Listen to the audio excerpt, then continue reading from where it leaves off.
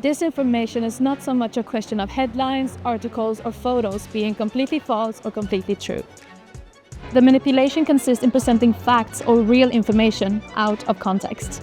Let's find out how this works and how you can avoid falling into this trap. Those who want to deceive us don't always need to come up with completely made-up stories. A more efficient way to manipulate us is to blur the line between truth and lies by using real information, real photos or real statements, but presenting them in a different and misleading context. This increases our risk of being fooled because the disinformers can claim that what they are saying comes from a real source and therefore must be true. What's the danger? This kind of manipulation can take many forms. A photo presented as if it's showing a current event, when in reality, it's from a different time or place. A short fragment of a speech or document presented in a way that completely changes the meaning. An often used tactic is to present statements or opinions of one individual as representing the views of the whole group to which this individual belongs. Sarah, could you explain how this works? Of course. Take, for example, two competing football teams that are meeting for a big match. On Team A, one of the players writes on social media that it will be tough to win against Team B, but that she nevertheless believes in a small victory for her team. The players from Team B take only the first part of this statement and spread it to their fans, as proof that Team A have already given up. They do this even though they know that it was only the opinion of one of the players and only a part of her full statement. The fans nevertheless believe in it. After all, the players of Team B didn't make anything up.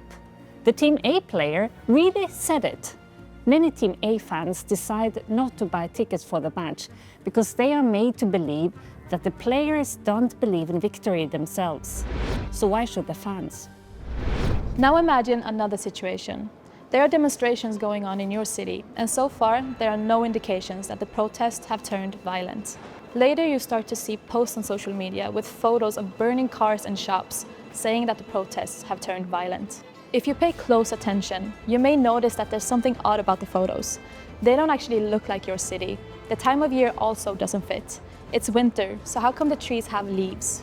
Maybe somebody's actually trying to manipulate you with an old photo shown out of context, possibly with the intention to discredit the protests, or perhaps with a wider goal to promote chaos, outrage, and distrust. What can you do? Watch out for content that draws wide-ranging conclusions and claim to be based on official sources or real photos. Check these sources. You can make a reverse image search to discover where the photo was originally taken. Look for cues in the photos that seem odd or out of place. You can also check if the official source has actually said what is being claimed. Is there really a whole team or institution behind a message? Or is it just the opinion of one of their members? Take a step back. Even if there's a kernel of truth, it doesn't mean that the whole message is trustworthy or that it applies to this situation. So, to recap, check the context of the information you see. Check the original sources. Pause and resist the reflex to react without thinking. Follow the European Parliament on social media to learn more about the tactics behind disinformation.